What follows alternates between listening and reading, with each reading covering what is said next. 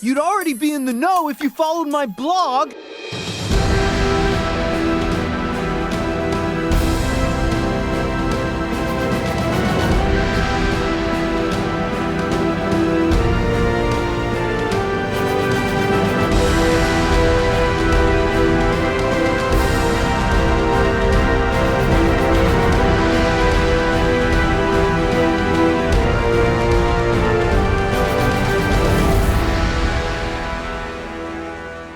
Welcome, Gothamites, to another episode of the Arkham Sessions. My name is Brian Ward. With me, as always, the psychologist to the superheroes, superheroines, and supervillains of Gotham City and beyond, including Beach City, Dr. Drea Letamendi. Hello, Drea. Hi, Brian. How are you? I'm doing well. Wow. Way too much. This episode, Steven Universe. How do we cover well, this is partially our own fault because we were ambitious and said we would cover 10 episodes. Yeah, maybe we should have watched the 10 episodes first because there's so much to cover. This show blew up. There's a lot to talk about in the 10 episodes that we just watched. So first, let me just say we watched Keep Beach City Weird, Fusion Cuisine, Garnet's Universe, Watermelon Steven, Lion 3, Straight to Video, Alone Together, Warp Tour, The Test, Future Vision, and On the Run. If you know Steven Universe, you know that this 10 episodes is chock full of material. The character development especially. I think in the beginning of the series, there's a lot of introducing character dynamics, attributes, the qualities that we've been picking up on. And then I wondered where things would go. And the last 10 episodes really kind of drive the point that there are secrets. Yeah. There are parts of the lives of the main characters that weren't revealed in the beginning. Yeah. And that as we uncover them, we truly begin to shape our own experience with the show and kind of reflect on the characters in much deeper ways. So the things that people have said to us about the show, things like, oh, it gets really interesting and you're going to pick up on a lot of psychology, they were right. Yeah. There's so much here. Yeah. Yeah, there's a lot to unpack. I just want to ask you, since we're on that train of thought, looking at these 10 episodes, what is the first and major thing that stuck out to you? Well, I would say, and we're sort of constructing a theme based on these 10 episodes, I would say that sense of self is a huge theme.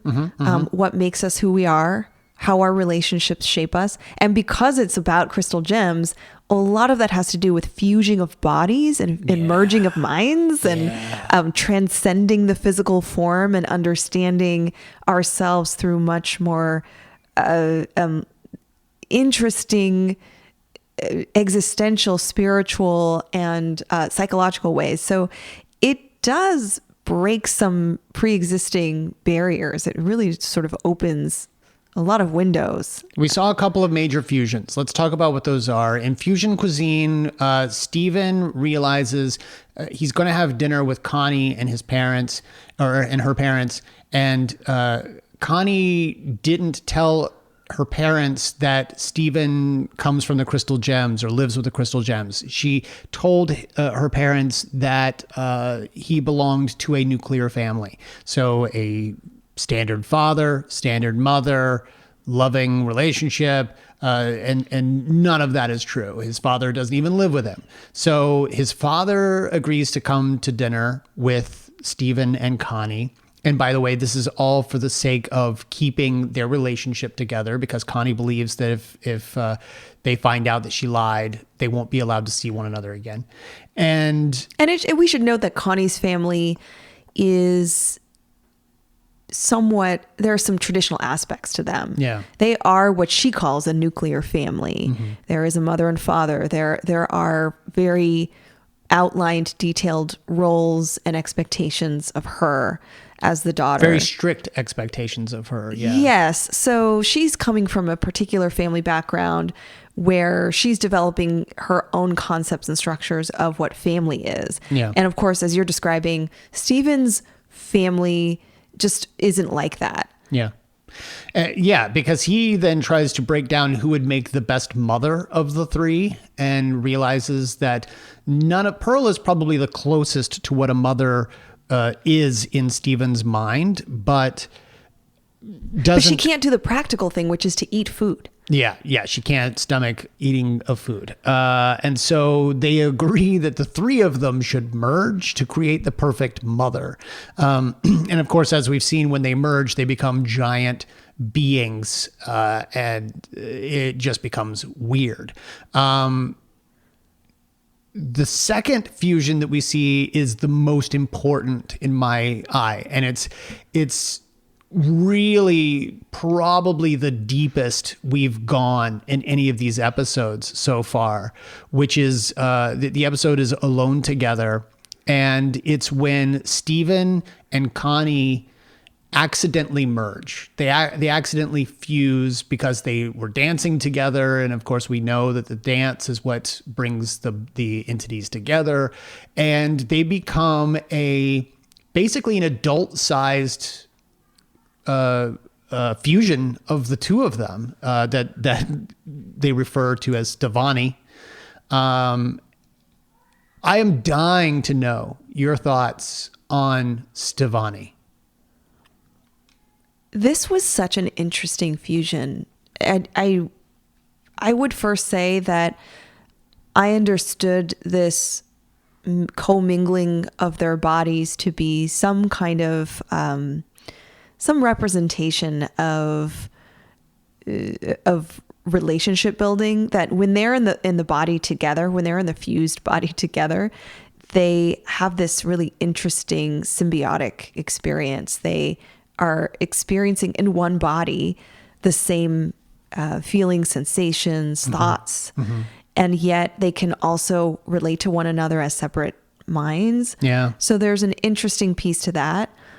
What I also realized is that as this female figure, because the person that is the result of their fusion is outwardly feminine, and I think is interpreted as feminine, as female by the city. There's a number of people they see when they go, for instance, to get donuts and to go to this party later. They're interpreted as female. And they're desirable. They are appealing. People are wowed by their just how attractive they are and how they glow and how they have this perfection to them, this unattainable perfection. That's what I want to ask you about, because this to me seemed like it was basically what it means to I'm trying to figure out the best way to word it, but to suddenly be an adult. To go from having a child's mind to an adult's body, to suddenly you are objectified. Stevonnie goes into the donut shop and they're just willing to hand both the male and female. So Sadie and Lars are both enamored with this character. So that makes me think that while she presents as female, she also carries a quality about her that exudes a little bit masculine, a little bit like she's the perfect hybrid of both. Both genders fall in love with her instantly. And objectify her. I mean, they just hand her over 2 donuts and she gets them for free and even says as she leaves, this is not a good business practice. And I think part of that is Connie's personality, but I also think it's the mind of a child in the body of an adult being objectified and suddenly coming to terms with this. Like this could easily be a metaphor for puberty. This is, and a metaphor for, I mean, you've got a female mind and a male mind together.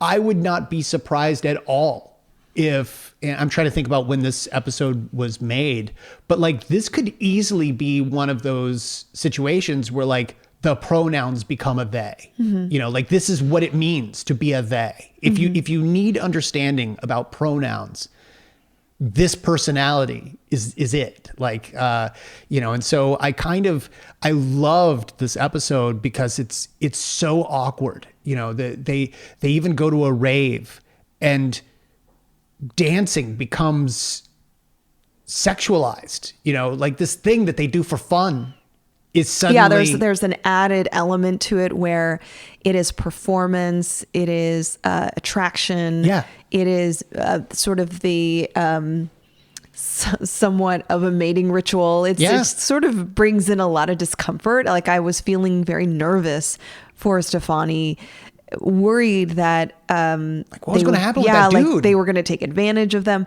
and ultimately, we experienced a lot of awkwardness and discomfort, and Steven and Connie were able to manage the situation and harness what brings them joy to begin with. So they pushed back against this objectification of them, and they pushed back against this sort of paradigm that was placed on them, and they decided to just do what they do and dance and try to just try to be as authentic as they could.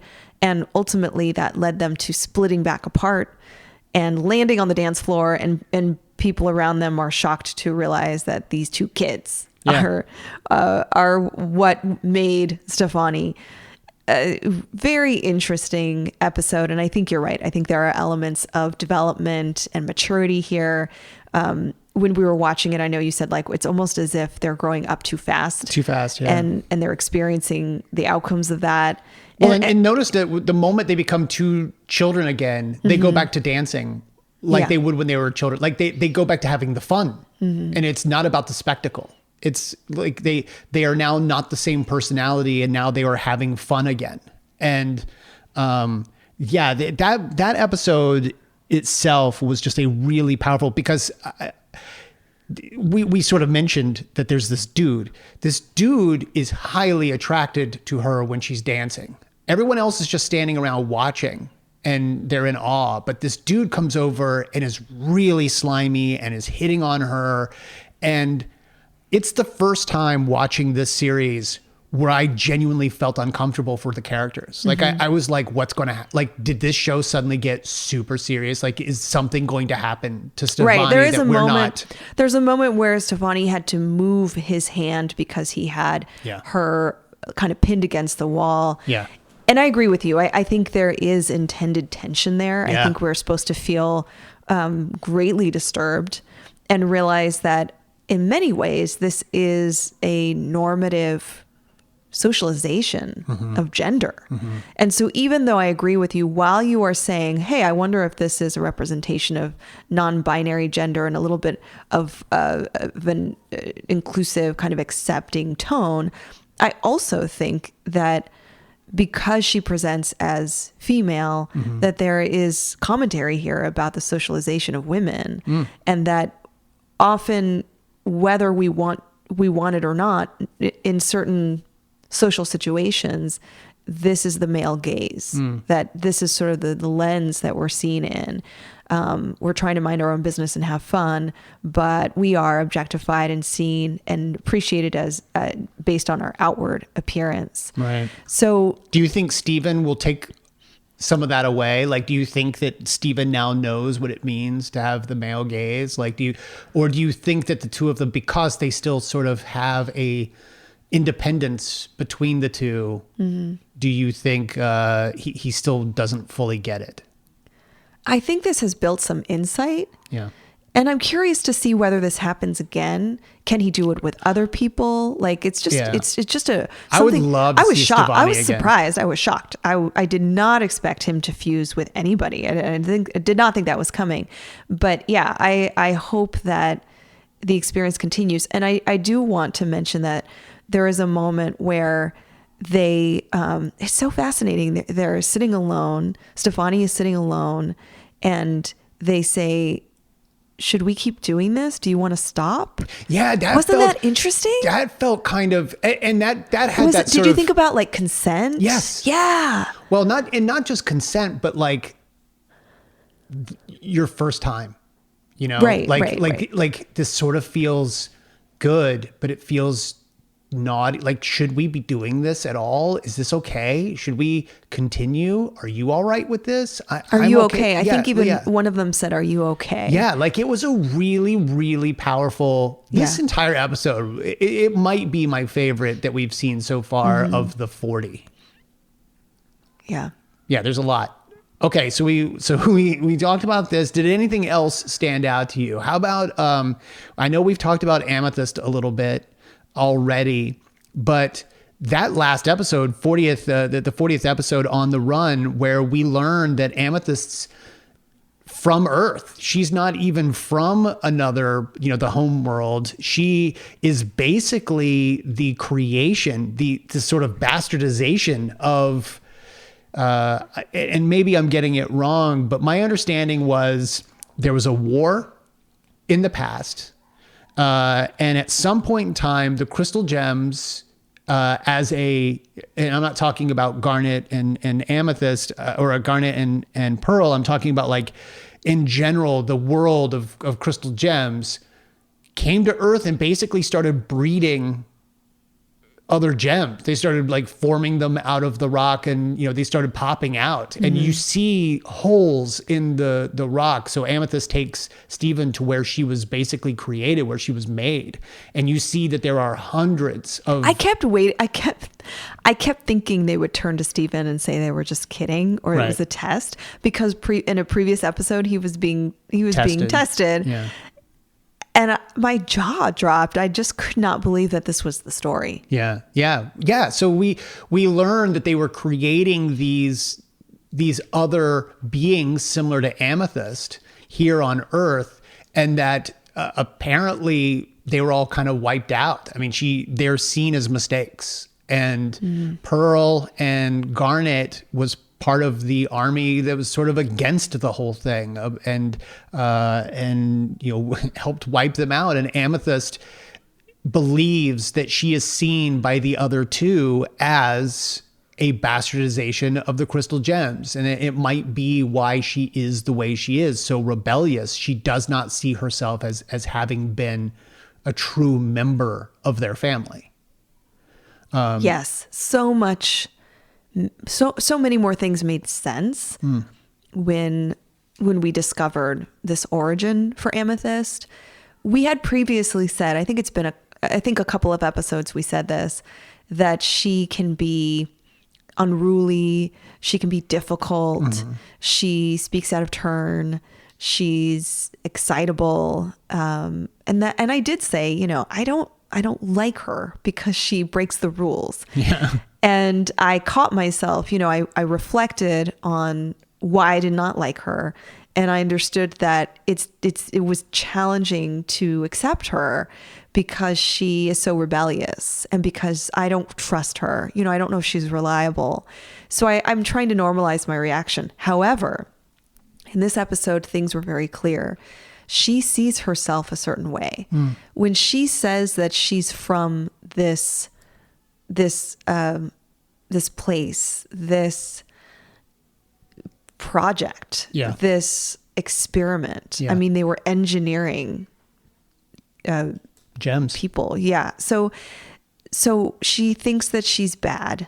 And what I'm hearing from that is something that I've heard before when I've worked with foster youth and kids and adults who have had traumatic childhood experiences, specifically experiences that involve interpersonal abuse, coming from a household that is violent and hostile, coming from a household where they were told that they were a mistake, or they were familiarized with a tremendous amount of hostility and hardship. But in particular, the kind of context in early years that then later it leads to the development of thoughts like this. I'm bad. Yeah. I deserve punishment. Yeah. I wasn't supposed to be here. People didn't care about me. People didn't care about my well-being. I was just a tool or a part of some bigger, really ugly thing. Mm-hmm. And especially children who are abused by their caregivers and by people who are sort of responsible for bringing them into this world. Mm-hmm. There is that dichotomy. There's that paradigm that can happen. So I really felt a great deal of sadness for Amethyst when I heard her say that she felt she was bad and she's rejecting herself and she's sort of re-traumatizing herself by doing some of the things that she does. It's interesting that she takes Steven to this place of her traumatic origin. Like, what did you make of that?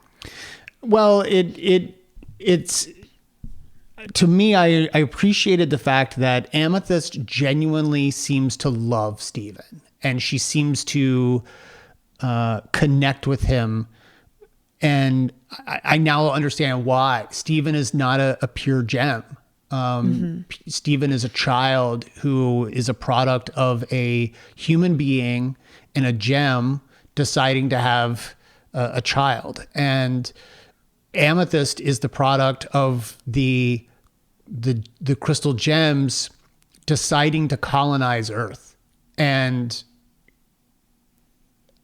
so I think that she sees a great connection between the two, whereas she is really not at all connected to the other gems in the house. Pearl especially. Pearl, who's the most rigid and the most pure of the gems. And I'm getting more and more the sense of that Pearl really is the one that you would fear in that situation. You know, she's the one who tells the story of like, some of us decided to fight against this. And you're like, you're saying that while one of them is standing next to you. And so that was really interesting. And I also appreciate that while Pearl had no idea where they had gone when they decided to get onto a train and then, live the hobo lifestyle, Garnet. Yeah, we should say that Steven had this fantasy of kind of living off the land, like wandering and traveling through the countryside. He wanted to be a hobo. He wanted to be one of the no homeboys.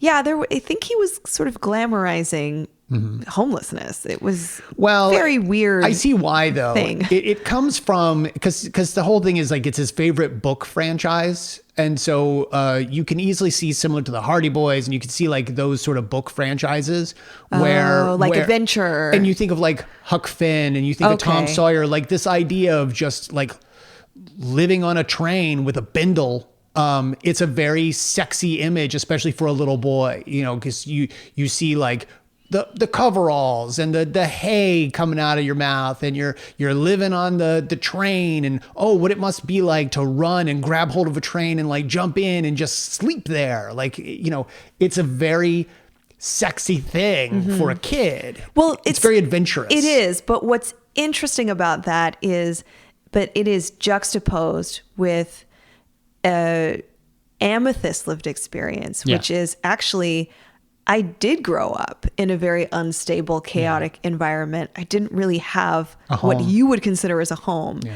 And so this sense of glamorizing and fantasizing about wandering the countryside is really placed up against a more realistic experience, which was maybe moving from place to place, not having resources, feeling senses of abandonment and lack of belongingness, which is what her family experience was like. Yeah, and it takes him 5 minutes before he decides he doesn't like the lifestyle anyway. Oh yeah, he couldn't tolerate it turns not out having lunch. Turns out bundles of hay aren't nearly as comfortable as they make them look in the books, and the raccoon taking my lunch from my bindle is not pleasant. And he comes right out and is just like, I want to go home. Yeah, it's not so subtle, right? This is what it's like to be hungry. Yeah, this is what it's like to not have anywhere to go. Yeah. Really. Yeah. And what I also just finally just want to mention that what I did was take this realization back to my previous considerations of Amethyst and realizing that what I was seeing, like this makes total sense for me as a trauma psychologist. She is really presenting to me as someone who is lacking boundaries and who is somewhat of a risk taker and in many ways somewhat inappropriate. And I realize now that what I was reacting to, and this must be amazing writing and just a full development if this is what their intention was, because now I understand why I felt all sorts of ways about her. Specifically, that I felt discomfort. I felt that she was inappropriate and she was making other people uncomfortable and sort of being very outward with her sense of self. And so what does that mean? What am I trying to say? I think what I'm trying to say is that this is a trauma response. That for others to say, she's kind of eccentric and she's out there and she's erratic. And here I understand this as like, oh, she's from a very chaotic upbringing and she's dysregulated. And that's what we're seeing. She has difficulties managing, tolerating this distress. And so she's kind of, this is the way that this presents itself. Yeah. And I worry for her because she's sort of like willing with her boundaries and sort of putting herself out there, I worry that she will be harmed. I sort of want to be protective of her. And then maybe that helps me understand why Pearl and Garnet are the way they are. Yeah. I want to talk about Garnet a little bit here because we see a handful of episodes with her and I became a little bit more understanding of her character. We've not really analyzed Garnet because, as we said in the last episode, she's always been a little more protective of her personality, but there was definitely a guard that was let down in this episode, in this series of episodes. For starters, we see Garnet's universe, which is basically, it really isn't Garnet at all, but Garnet comes home from a mission and Steven says, "What was your day like?" And she simply says, "What do you think my day was like?" And the rest of the episode is just Steven's fantasy about what her day must have been like. And that was interesting to me, and I'll tell you why. We have seen in the past that Garnet is the one most willing to give in to Steven. So like when he wanted them to go play video games, Garnet was like, "Yeah, show me what video game you want me to play. Show me how to play it. I'll do it." And when they wanted to have birthday parties, Garnet was in. Like, Garnet has sort of a flat personality much of the time. Although in this last 10 episodes, we started to see a much warmer side of her.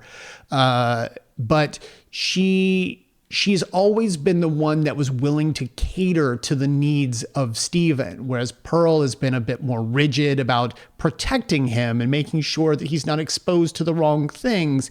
And Amethyst has been the one that's all been about being rambunctious and play. Garnet has been the one that's been like, "What do you need?" And what I found interesting was there was an episode called The Test, where we discover that an earlier mission of Steven's was sort of an impromptu test of his abilities and whether he was ready to be a crystal gem and go on missions. And he presumes that he had failed that test. So he asks the three of them to create a new test. So they do. And we find out that that test was rigged in his favor. And Pearl describes the reason why as being they need his confidence to stay high. They need him to believe in himself, because if he doesn't, all the steps that he's made in progress might go back to just an inability to control his gem and his power. They want to give him an experience of success, so that his confidence level increases again. Yeah. So Garnet says something here that I think is crucial to understanding her character about Steven. I want to play it for you. Here we go. But he needs us to show him how to be a gem. Steven is not just a gem. There has never been anything or anyone like Steven. We don't know what he needs.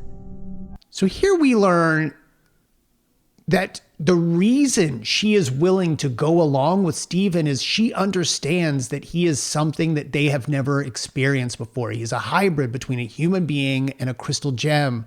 And she doesn't know how to take care of him. She doesn't know what he needs emotionally. So she's willing to go along with anything, believing that it might be best for him. Or even just to see what is best for him, which I really, really appreciate. And in the next episode, Future Vision, we learn that she can see all of the probable outcomes of the future. And she basically guesses which one is going to be, she used her statistics and odds and probabilities to determine which future might be the one coming true. Which to me is just basically being able to say, like, okay, I'm going to make a sandwich. I could cut myself. Right. Or I could do this, or I could, it's simply having the foresight to understand the how many outcomes there could be. So I don't really see her as having the ability to see the future. Well, I think she explains it in the way that you're characterizing it now. Yeah. That she isn't necessarily saying that she has a specific vision, but that she's using a strategy. She's utilizing some high level cognitive processing to predict the future, and that she's usually right.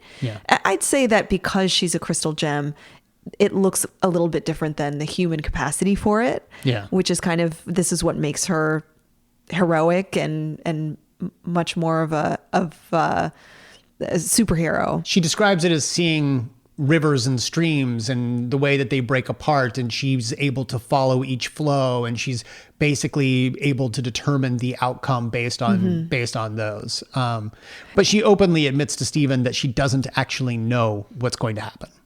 Well, it's that episode and others in this set that helped me have a better, more fundamental understanding of Garnet. I understood Pearl as clearly the responsible, controlling, organized, strategic figure. Amethyst is the rule-breaking, bold, courageous, sort of wild figure. But Garnet should not be underestimated. No. She is, and you mentioned early on that she seems the most alien, and you said she has this monotone voice. She has this looming figure. Immediately, she wears these glasses, so you can't really make eye contact with her. So I understand why you say that. And she's got a third eye. So. She happens to have a third eye. Yeah. But what's interesting is that Garnet actually is all about emotional resilience.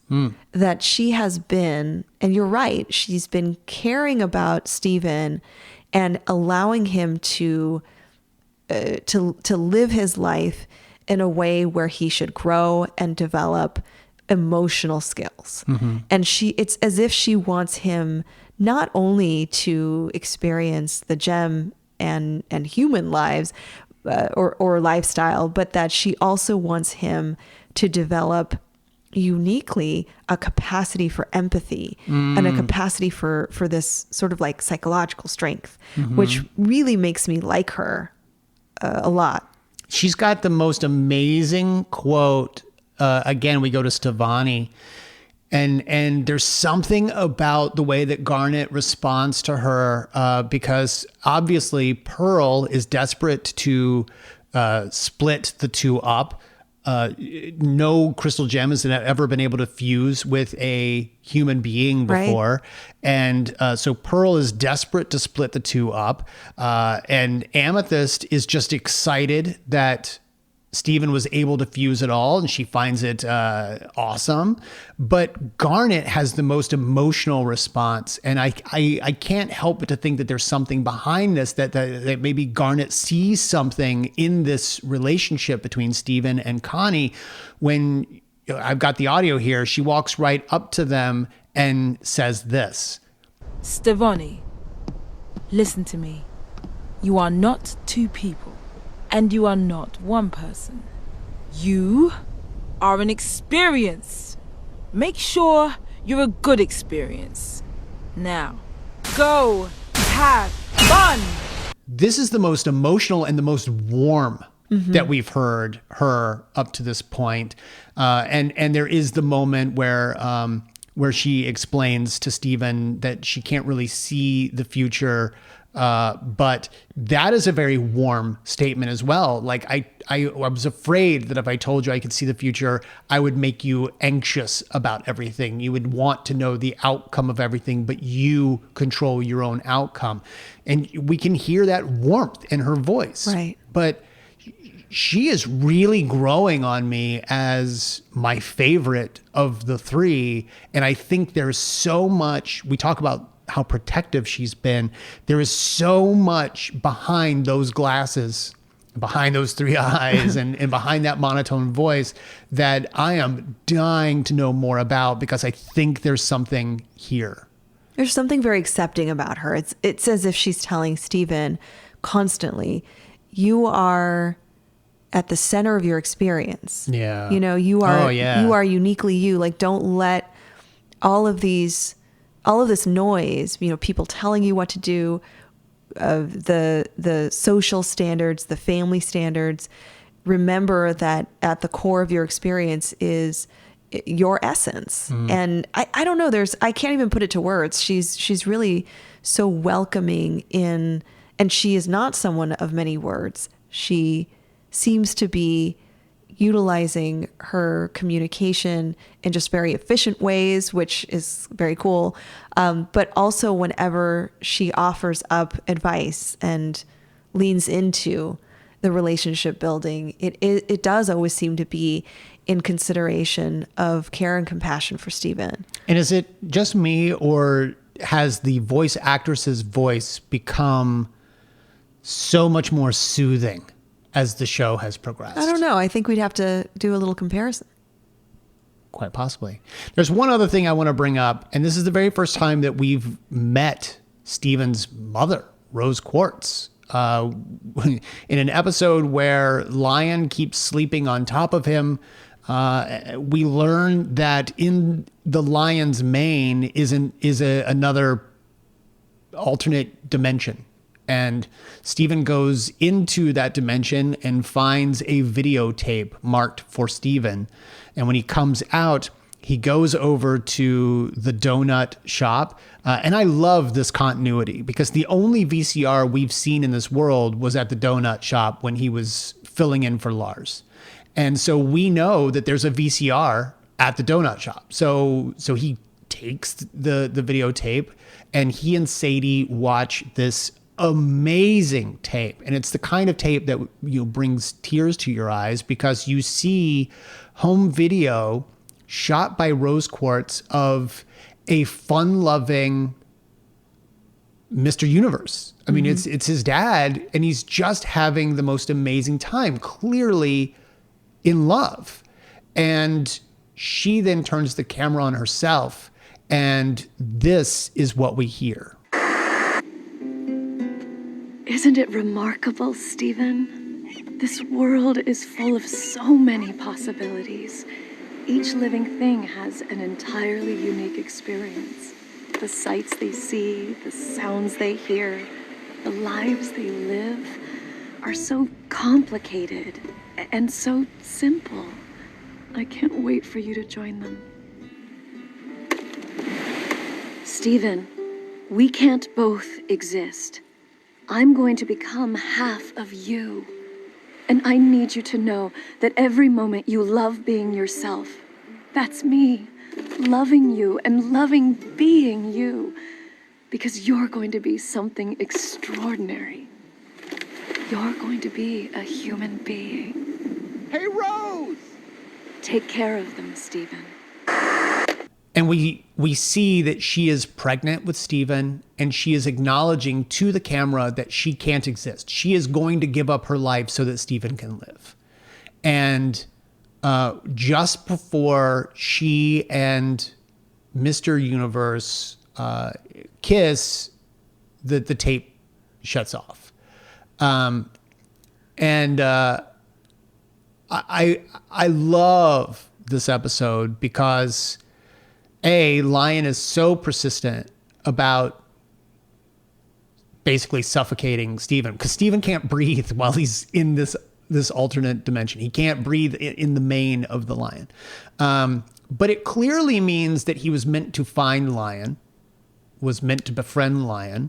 Mm-hmm. It clearly means that this lion was close to Rose because she has hidden this tape within him. I love that we got to meet her finally, and that what she says to him is so amazing. I mean, this was a huge moment for me as well, and you couldn't help but to well up. In fact, when Lars comes in on Sadie and Stephen watching the tape, the two of them are both crying, and Lars is like, okay, and just kind of backs out of the room. Like he had just interrupted some emotional moment. Yeah. I mean, it's everything that, really, it's everything every like foster kid who never knew their mother wants to hear from their parent, right? Like it's that they were loved. Yeah. Yes. For the most part, that they were loved, that somebody thought about their future, that somebody is predicting the value. And I think that's the value of Stephen. I think that's what is especially important here and really relates to the concept of the sense of self, this topic of today's conversation, that it does matter, you know, knowing who his mother is and hearing his mother talk to him, and to give him this sense of value and sense of connection. That's a part of his own self-development. Mm-hmm. It's a very Luke Skywalker thing, right? Who am I? Where am I from? Who are my people? What am I supposed to do? Mm-hmm. And I think fundamentally, even though we're not here to replicate history and just sort of repeat what our family members did or what our ancestors did, it is important for us to understand our origins, especially our most recent origins, the relationships and the decision making that led to our existence, mainly because it helps us feel a sense of importance and meaning. It gives us a sense of belongingness. The words that she shares with him through this tape are so fundamental to him understanding that he does have purpose, not because she died, not because she's gone, but because there was love there, that she intended to bring him into this world and has hopeful feelings and thoughts about his future. Yeah.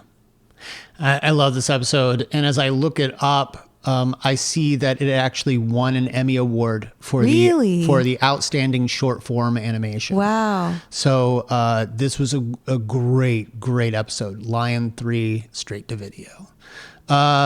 God, there's so much to talk about, and I'm looking forward to the next batch of episodes. Ultimately, I think it's safe to say that you and I both really, really enjoyed the 10 that we just watched. I agree. Until next time, Drea, why don't you tell the folks where they can find you online? Folks can find me online on Twitter and Instagram at Arkham Asylum Doc. You can also go to my website, drdreapsychology.com. You can find me online. I am on Twitter at bward028. You can find us both at Arkham Sessions. You can find me on Instagram at b_ward028. You can find us both at the Arkham Sessions on Instagram. Follow our family over at Fanbase Press. And you've now got an opportunity to vote on what we're covering next, because we've really only got, we're coming right up to the end of season 1 of Steven Universe, and you can now decide between the Marvel Cinematic Universe, which will include WandaVision, Falcon and the Winter Soldier, and the upcoming Loki series, or you can choose HBO's Watchmen, which you should not sleep on. This is an amazing show. And so we want you to decide between those two. You can do it by going over to patreon.com/Arkham Sessions. And by joining for $3, it gives you an opportunity to vote on what we're covering next. What are we doing? You get to decide. Until next time, I'm Brian Ward. I'm Dr. Drea Letamendi. And together we are the Arkham Sessions.